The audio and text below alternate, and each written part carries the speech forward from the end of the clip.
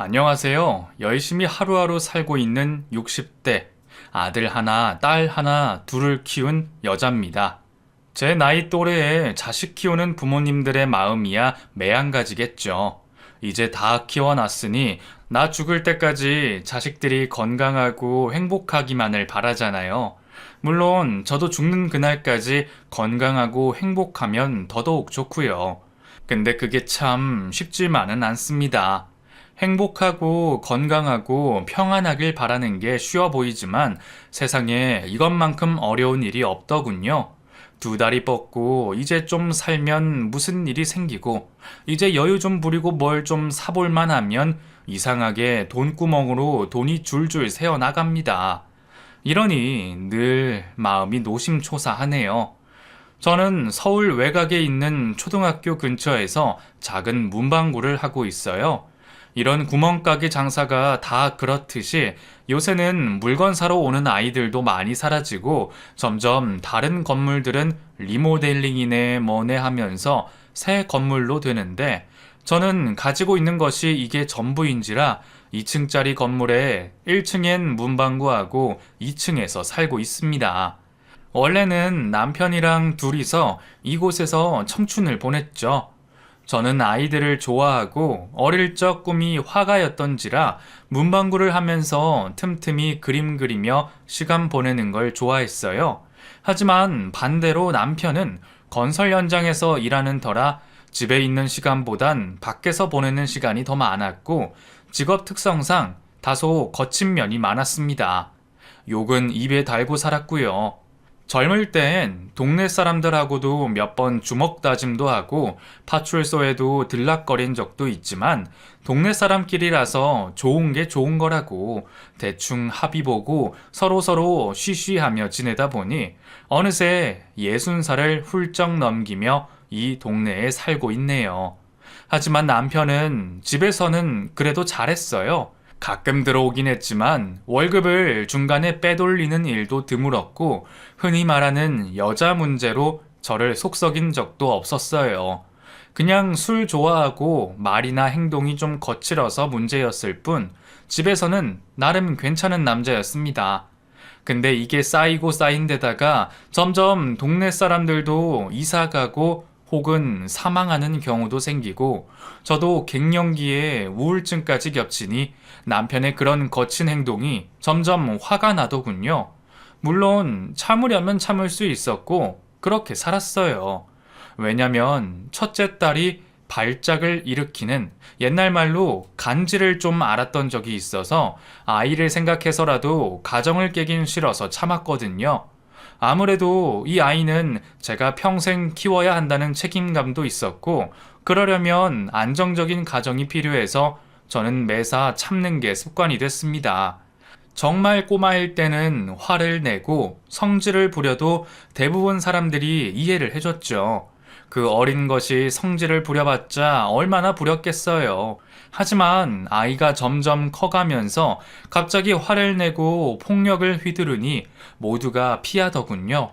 게다가 갑자기 쓰러지는 경우도 있어서 항상 지켜봤거든요. 물론 꾸준히 정신과 치료는 받았고요. 다행히 저의 노력 덕분인지 아이의 간질 증상도 많이 호전됐고 둘째인 아들 녀석도 큰 문제 없이 잘 자라줬습니다. 그렇게 둘 다 좋은 사람 만나서 결혼도 했고 한동안 전혀 문제가 없었어요.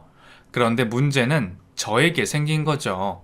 이제 저도 나이를 먹으니까 슬슬 남편이 귀찮아지고 남편의 거친 언행이 거슬려서 슬슬 잔소리를 할까 말까 고민하던 찰나에 하루는 남편이 술에 완전 취해서 2층으로 올라오다가 계단에서 굴러 떨어져서 집안을 완전 뒤집어 놨어요. 이 나이에 팔 관절 부러져서 한동안 깁스를 하고 돌아다니더니 그러곤 또 술 마시고 동네 이발소 아저씨랑 싸우고 파출소에 끌려가서 무슨 이유인지 오밤중에 둘째 아들놈에게 전화해서 자기 꺼내달라고 온갖 행패를 부렸다는군요. 그래도 저한테 난리치는 건 견딜 수 있었는데 이젠 이 나이 먹고 애들한테 민폐 끼치는 남편을 더 이상 두고 볼 수 없어서 그동안 마음에 담아뒀던 말을 꺼냈어요. 여보, 우리 이만 헤어집시다. 그게 뭔 소리야? 이 나이에 헤어져서 뭐 하자고? 허허, 할망구 좋다고 만나자는 놈이라도 있어? 난 이제 남자라면 신물나니까 그냥 혼자서 살고 싶으니 이제 헤어지자고요. 제가 강경하게 나가니까 남편은 저를 한참 바라보더니 그럼 시골 처갓집하고 땅만 나한테 줘. 나는 거기 가서 살 테니까. 이 말만 하고 정말 깔끔하게 이혼 서류에 도장을 찍어줬습니다. 솔직히 이렇게 쉽고 빠르게 이혼할 거라 생각은 못했지만 그다지 아쉬운 것도 없었습니다. 이 나이에 남편 없이 살아도 어려울 것도 없었으니까요. 대신 남편은 어머니 살아생전에 계시던 시골 한옥집을 엄청 좋아해서 만사 다 제쳐두고 거기서 전원 생활하겠다며 그 집으로 내려갔어요. 솔직히 재산 분할해달라고 했으면 이것저것 귀찮은 일도 많았는데 그 낡은 집에서 혼자 자연인처럼 살겠다며 오히려 이혼해주니 고맙더군요. 그리고 저는 아무 문제 없이 문방구를 하며 혼자 지냈습니다. 물론 자식들도 이혼하길 잘했다며 저를 응원해줬지만 제 눈을 최대한 피해서 남편도 만나는 것 같더군요. 근데 이 나이에 안 좋게 헤어진 것도 아닌데 굳이 자식들을 나무라진 않았어요. 그냥 모르는 척 했죠. 근데 하나 고비를 넘기고 두 다리 뻗고 살만하니 하나가 터진 겁니다. 딸도 이혼을 하겠다고 그러더니 갑자기 발작 증세가 나타나기 시작한 거예요. 아무래도 사위의 외도 때문에 딸도 충격을 받은 데다가 이래저래 스트레스를 받아서 다시 발작 증세가 도진 듯 했어요. 저희 딸은 그걸 주체하지 못하고 화를 내거나 고함을 치거나 아니면 본인 스스로 혼절을 하는 등 여러 가지 문제를 보였죠. 그래서 다시 치료를 시작했어요. 딸의 이혼 소송도 저랑 막내 아들이 도와줬고요. 그 사이에 저도 점점 지쳐가더군요. 아직 팔팔한 60대지만 정말 내일 모레면 70이고 이 나이 먹도록 자식 뒷바라지 할 거라곤 단 한 번도 상상해 본 적도 없었어요. 문방구는 점점 장사가 안 되고 그렇다고 주변 환경이 나아지는 건 없고 저희 집에 들어와 사는 딸은 매일 징징거리고 있으니 복창이 터져 죽을 것만 같았습니다. 거기다가 딸은 점점 집착 증세를 보이더니 급기야 저에게도 왜 연락이 안 돼? 엄마도 혹시 나 버리려고 그래? 이러면서 집착을 보이는데 어떨 땐 무섭더라고요. 이러다가 또 무슨 일 벌이는 건 아닌가 싶어서 딸아이의 일거수일투족을 감시했죠. 그러다가 가끔 딸에게 질문을 했어요. 뜻대로 안 되면 화가 나고 그러니? 딸의 말에 따르면 이제 화는 주체할 수 있고 억누를 순 있는데 발작 증상이 일어나면 화가 난다는 겁니다. 솔직히 이것도 하나의 강박증이고 편집 증세겠죠. 심리적으로 불안정한 거라고 전문가들이 말하더라고요. 그래서 매일매일이 불안의 연속이었죠.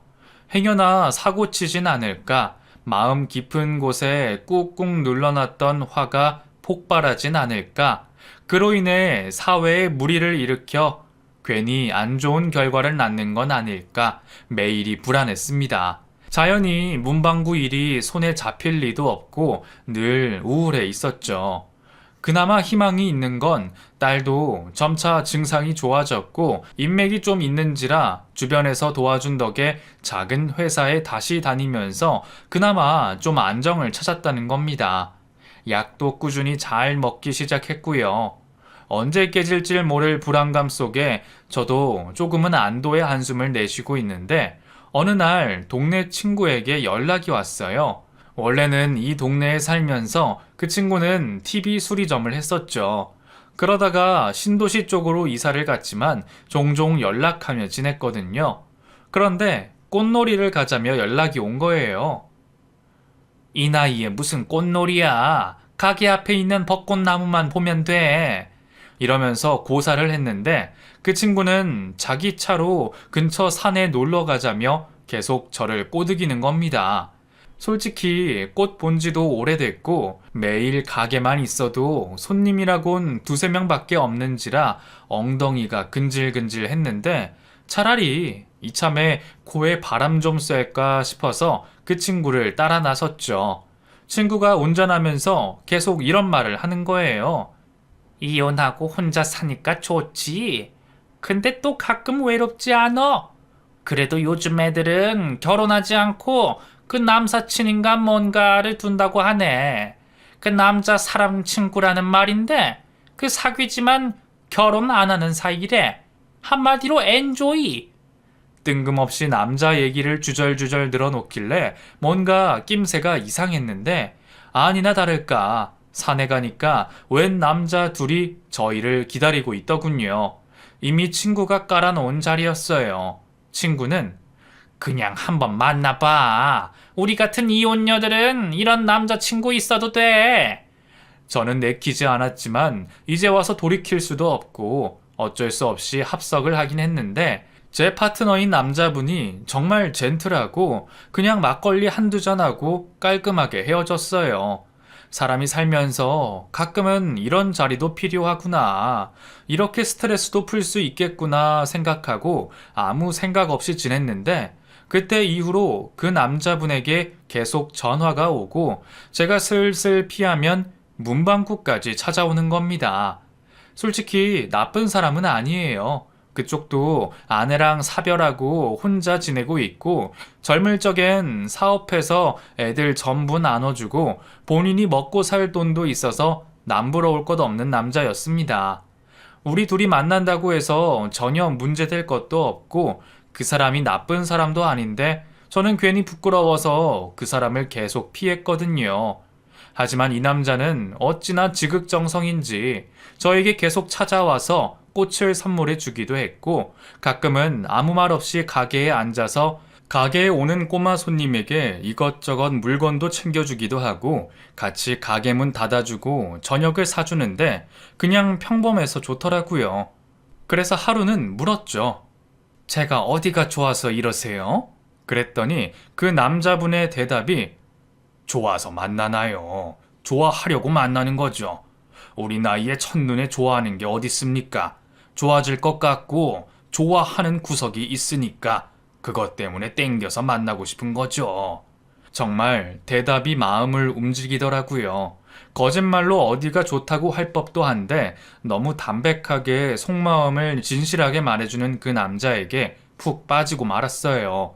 하지만 그 남자는 말만 진실된 게 아니라 행동도 진실돼서 우리가 사귀기로 한 이후부터 항상 제 곁을 지켜줬어요. 물론 처음엔 살짝 의심도 했죠. 혹시 이 문방구 건물 때문에 이러나? 하고 말이죠. 하지만 그 남자가 가진 재산이 훨씬 많아서 그럴 일은 없고 그냥 그 남자분 취향이었어요. 우린 그렇게 가까워졌죠. 자연히 저도 그 남자에게 애착을 갖게 되고 오랜만에 설레는 감정을 갖게 됐어요. 사실 그 남자분이 훤칠한 키에 마스크도 훌륭한 것도 아니지만 엄청 젠틀한 매너가 있었어요. 근데 사랑에 빠지거나 이성에게 호감이 생기면 그 사람에 대해 일거수일투족을 알고 싶어지잖아요. 그래서 하루는 아내는 무슨 병으로 돌아가신 거예요? 아님 사고로 떠나보내신 거예요? 라고 조심스레 여쭸어요. 행여나 기회를 주면 하늘로 돌아가신 아내분 묘소라도 찾아뵙고 인사라도 드리고 싶었죠.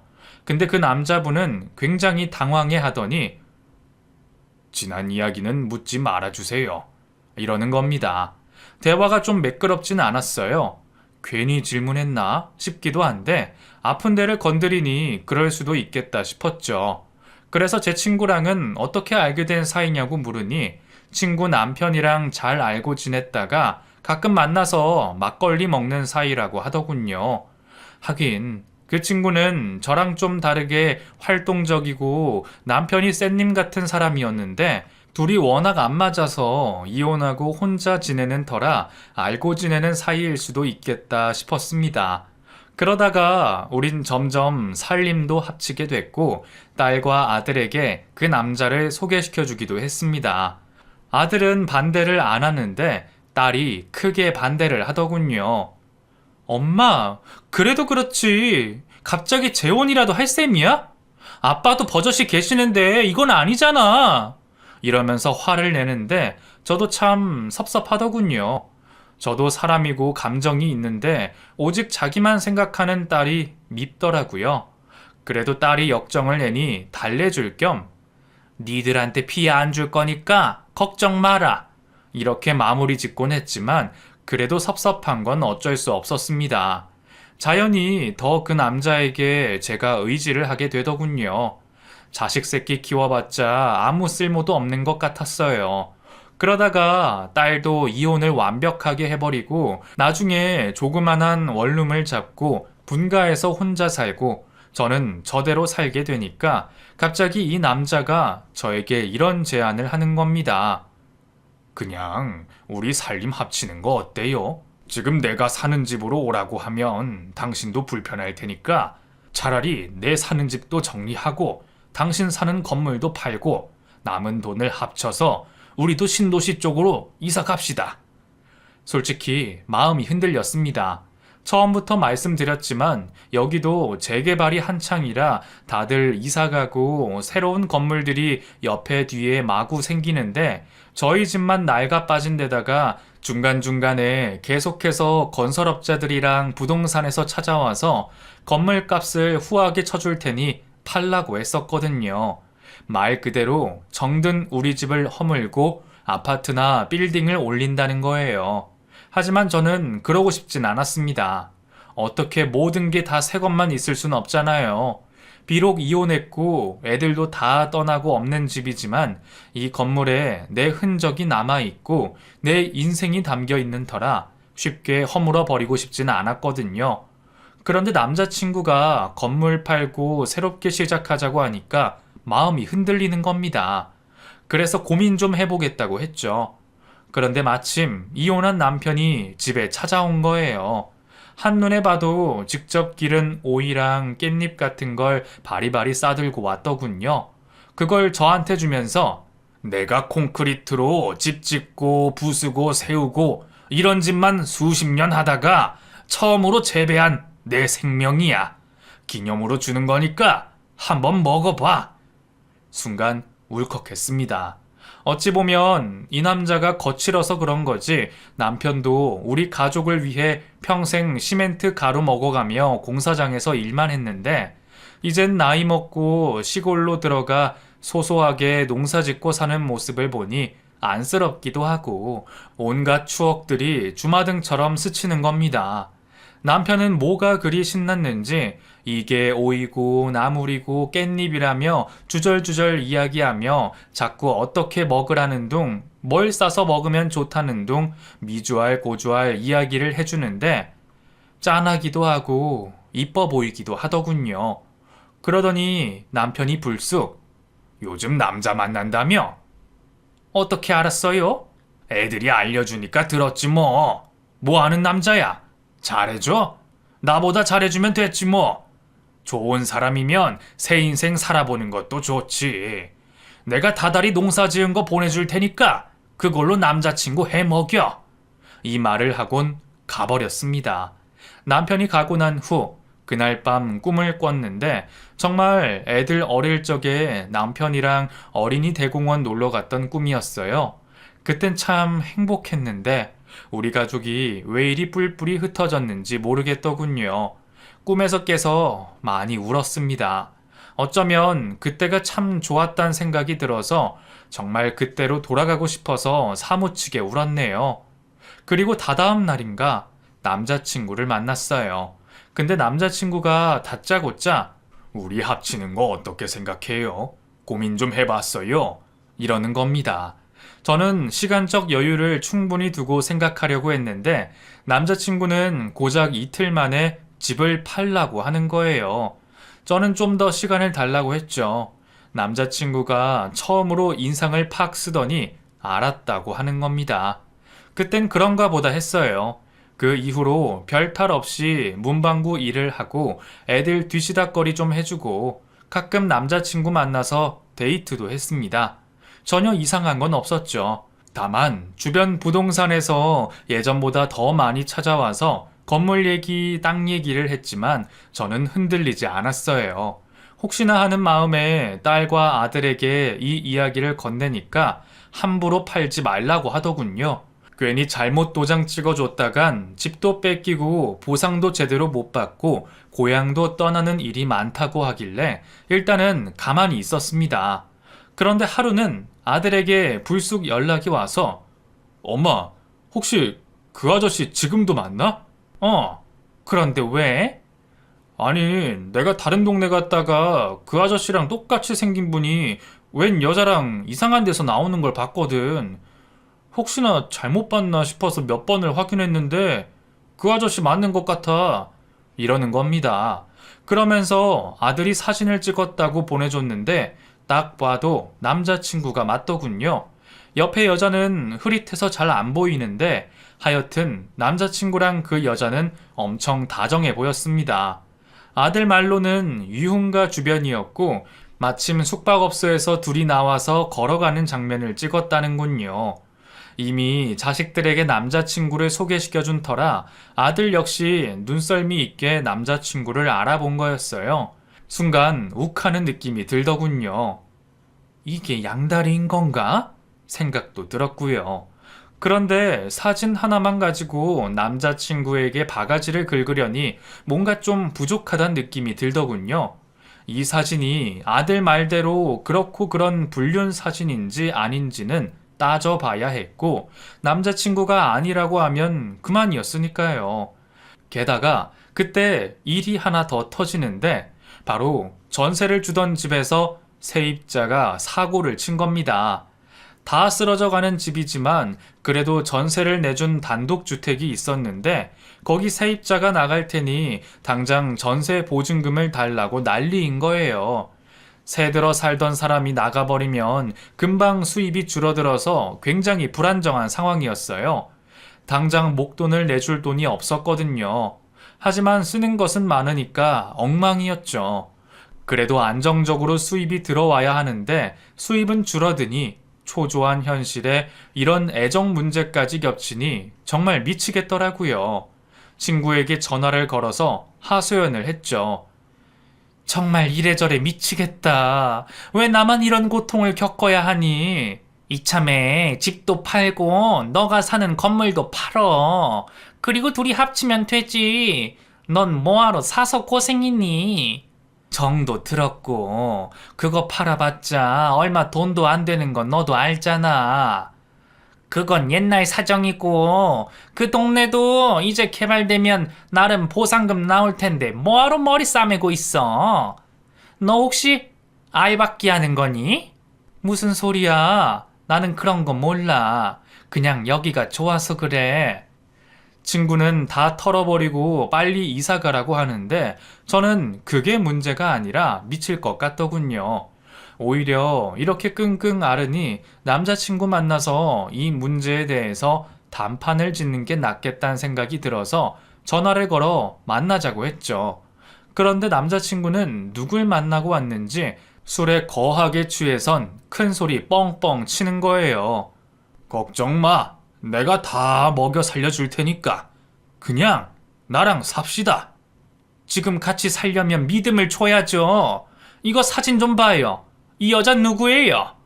아들에게 건네받은 사진을 보여줬죠.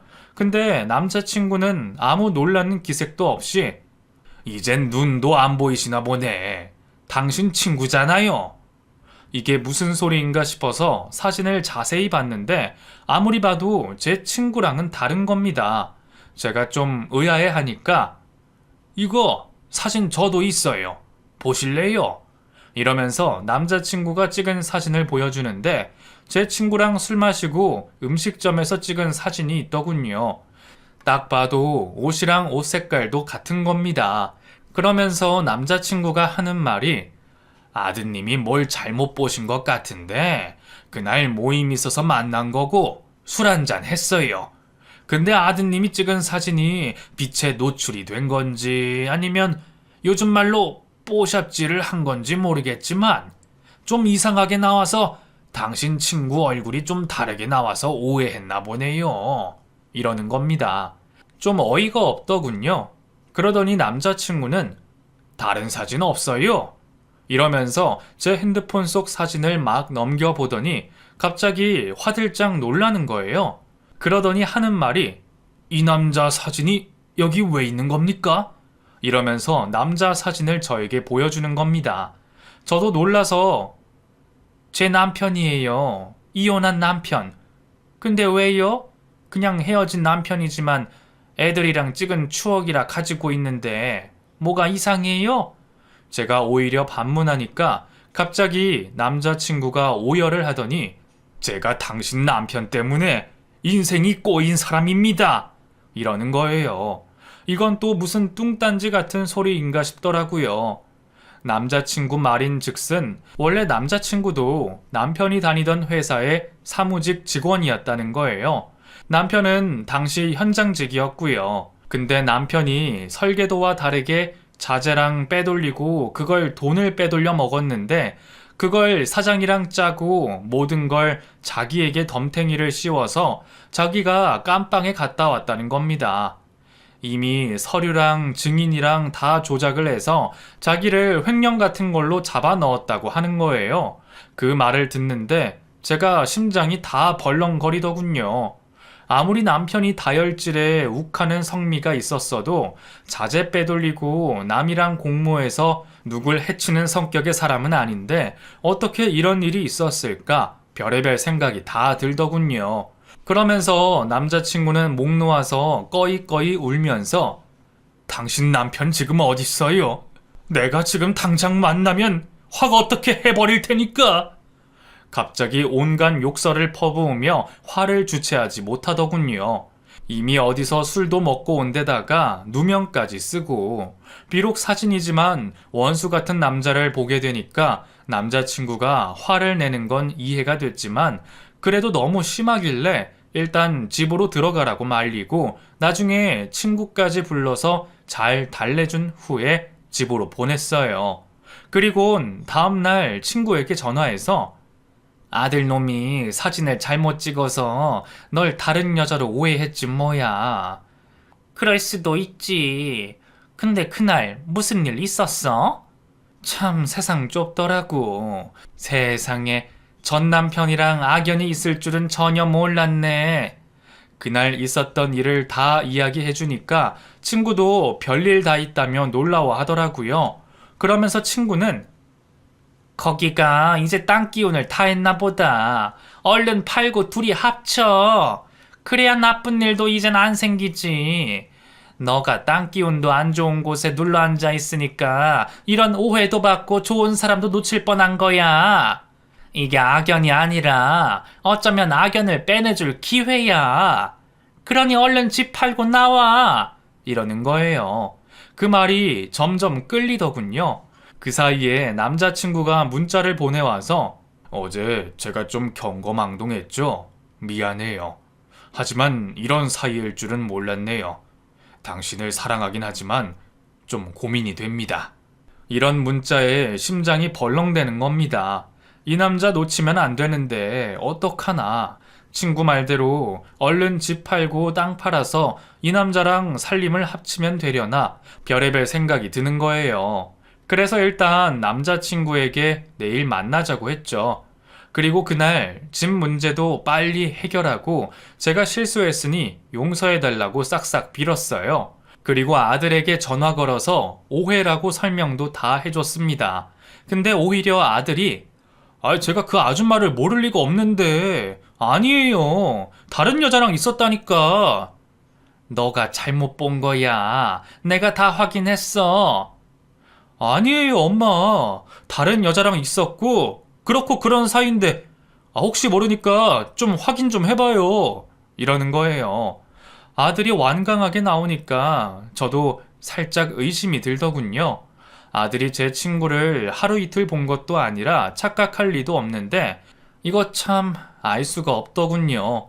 그래서 혹시나 남편이 남자친구랑 엮인 것부터 확인하고 싶어서 정말 오랜만에 남편이 살고 있는 집, 엄밀히 말하면 우리 엄마가 살았던 시골집으로 갔습니다. 이혼하고 나서 처음 가보는 거라 나름 설레더군요. 엄마 돌아가시고 난 후에 방치하다시피 내버려뒀는데 전 남편이 들어와 살면서 많이 수리를 했나 봐요. 아주 깔끔해졌고 집 마당에는 온갖 채소가 심어져 있더군요. 부부로 오랜 시간 같이 살았지만 남편에게 이런 면이 있었는 줄은 꿈에도 몰랐습니다. 어쨌든 남편이랑 오랜만에 마주보고 앉아서 이런저런 이야기를 하다가 남편에게 물었어요. 혹시 그 건설사 다닐 때 누구 한 명 속여서 깜빵 보낸 적 있어? 남편은 이게 뭔 소리냐며 의아해 하더군요. 어디서 우연히 들었는데 당신이 자재 빼돌린 거 윗사람하고 입 맞춰서 다른 부하 직원 깜빵에 보냈다던데 사실이야? 남편은 갑자기 버럭 화를 내더니 누가 그런 헛소문을 퍼뜨려? 무슨 말도 안 되는 소리를 해? 이러는 겁니다. 어차피 이렇게 된 거 확실히 짚고 넘어가려고 남자친구 사진을 보여주려는데 세상에나 핸드폰에 남자친구 사진이 단 한 장도 없는 거예요. 다 지워진 거죠. 가뜩이나 사진 찍는 걸 좋아하지도 않는 남자친구인데 그새 누가 지웠는지 사진이 다 사라지고 없는 겁니다. 그래서 좀 수상하긴 했지만 어쨌든 남자친구 이름을 대면서 혹시 아는 이름이야? 아니, 남편이 잡아떼더군요. 그러면서 남편이 하는 말이 어떤 놈이야? 얼굴이라도 보여줘봐. 아님, 지금 당장 전화 걸어. 만나자고 해. 삼자 되면 하자니까. 이러는 거예요. 도대체 이 남자를 어떻게 설명해야 하나 고민이 돼서 순간 멍하니 있다가 아들이 찍어준 원본 사진이 있단 생각에 아들에게 다시 사진을 보내달라고 했죠.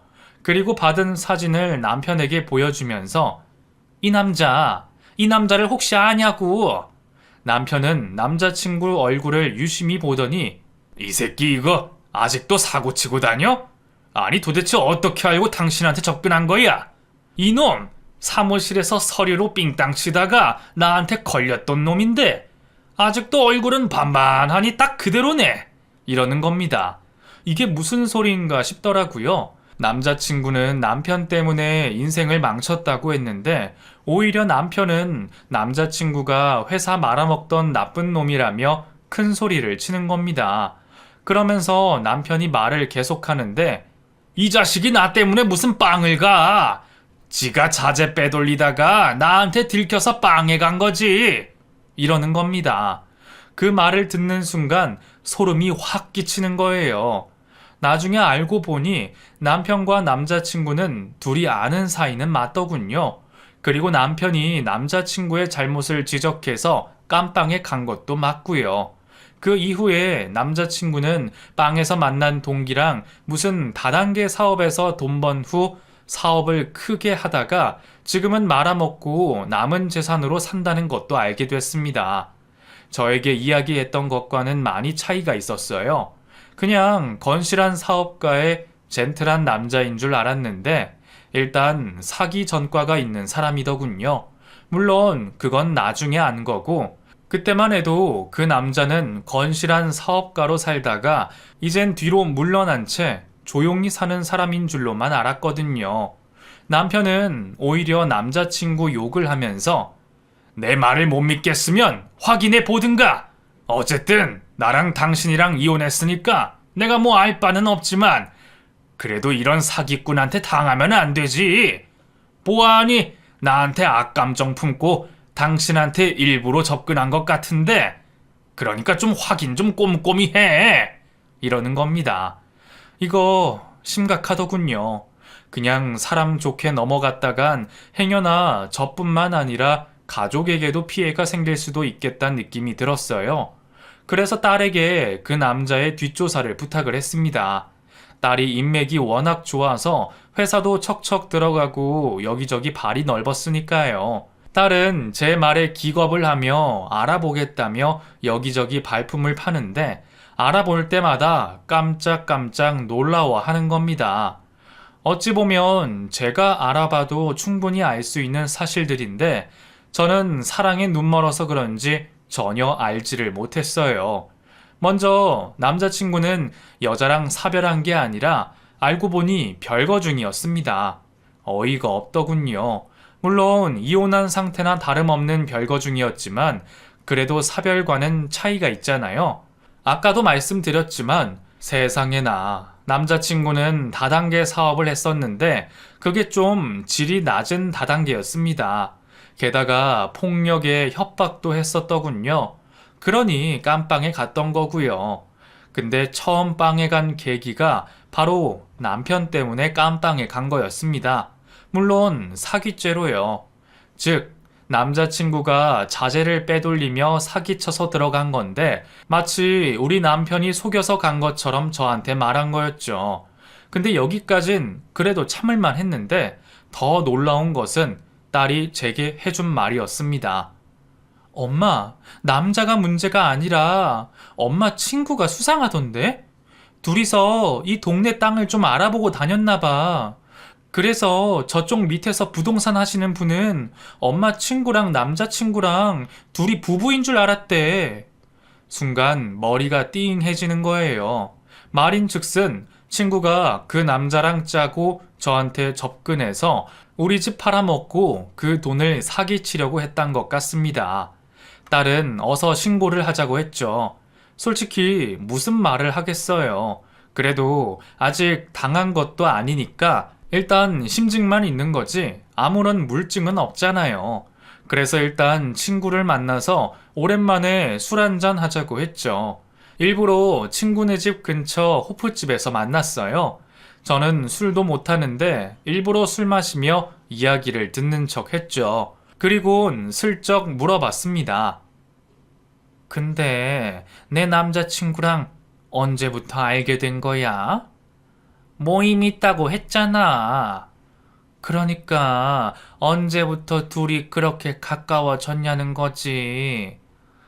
우리 나이에 모임에서 만나서 술 몇 잔 먹고 놀러 다니다 보면 가까워지는 거지 뭐. 그리고 너랑 잘 어울릴 것 같아서 소개해 준 건데. 이제 와서 그런 걸 왜 물어? 어서 마셔. 이러는 겁니다. 느낌이 좀 이상하더군요. 그리고 친구가 잠깐 자리 비운 사이에 핸드폰을 얼른 봤죠. 친구가 카톡을 안 왔는지라 문자 메시지함을 얼른 보니까 아니나 다를까 남자친구랑 문자를 수백 통 주고받았더군요. 너무 떨려서 일일이 다 살펴보진 못했지만 아주 결정적인 문자를 하나 봤어요. 이렇게까지 해야 해? 어쨌든 빨리 집 팔게 하란 말이야. 이러다가 또 깜빵 가고 싶어? 아무리 제가 이런 쪽으로 둔해도 그 집이 내 집이고 남자친구랑 제 친구가 뭔가 이상한 관계라는 걸 알겠더군요. 그 사이에 다른 남자친구 증거라고 하나 더 알아냈다고 연락을 줬는데 남자친구가 이미 다른 동네에선 살림 차리고 있었더군요. 이미 여자 관계도 복잡하다는 겁니다. 허탈했어요. 그래서 친구에게 말했죠. 우리가 동네에서 만나서 친구 먹고 지낸 지 얼마나 됐지? 한 30년 됐지. 그냥 이야기할게. 지금 내 딸이 남자친구란 사람이 지금 다른 여자랑 동거 중이라고 하는데 너 이거 알았어? 제 말에 친구가 움찔하는 거예요. 그래서 계속 말했죠. 둘이 어떤 사이인 줄은 모르겠지만 둘이 짜고 나를 속이려고 할 정도면 보통 관계는 아닐 거야. 그 말에 친구는 아무 말이 없었어요. 너가 이혼하고 돈 없어서 힘든 거 알아. 그래서 그 남자랑 짜고 내 건물 팔아서 어떻게 해보려는 것 같은데 차라리 돈을 빌려달라고 하지 그랬니. 어쨌든 내가 아직 사기당한 것도 아니고 별로 피해본 것도 없는 사이 아니니까 이번 일은 없던 일로 할게. 그리고 이 일은 내가 마무리 지을 테니까 그 사기꾼한텐 말은 하지 마. 그러곤 일어나 집에 오려는데 친구가 갑자기 미안해 이러면서 울더군요. 그냥 그 친구 안 봤습니다. 뒤도 안 돌아보고 나왔어요. 그리고 다음날 남자친구를 만났습니다. 아니, 남자친구란 말도 아깝네요. 그런 사기꾼하고 1분 1초도 한 공간에 있을 수는 없으니까 일단 만나서 단도직입적으로 물었죠. 소문 듣자 하니 웬 여자랑 동거 중이라면서? 누가 그래요? 다 알고 봤어요. 그리고 지금 있는 문방구 건물 팔아서 둘이 나눠 먹기로 했다면서요? 허허, 참나 누가 그래요? 다 알고 있다니까요. 근데 사기꾼은 자꾸 아니라면서 억울하다며 소리치는데 어제 그 친구랑 나눴던 녹음기를 슬쩍 들려줬어요. 제가 몰래 녹음을 해뒀거든요. 물론 친구가 인정한다는 말은 안 했지만 이미 미안해 라는 말이 인정한다는 뜻이었으니까요. 그걸 들려주니 그 사기꾼이 슬쩍 흔들리더군요. 우리 남편한테 악감정이 있어서 돈 필요한 제 친구 꼬드긴 후에 저한테 사기치려고 접근한 것 같은데 인정하시면 없었던 일로 할게요.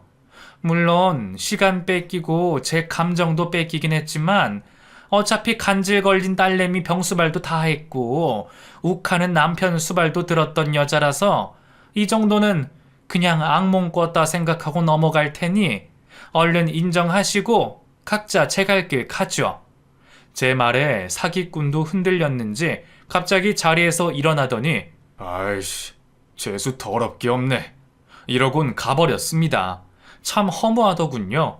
수십 년간 친하게 지냈던 친구를 잃었고 잠시나마 연애의 설렘을 안겨준 남자도 잃었으니까요. 제 팔자에 무슨 복이 있으려나 싶더군요.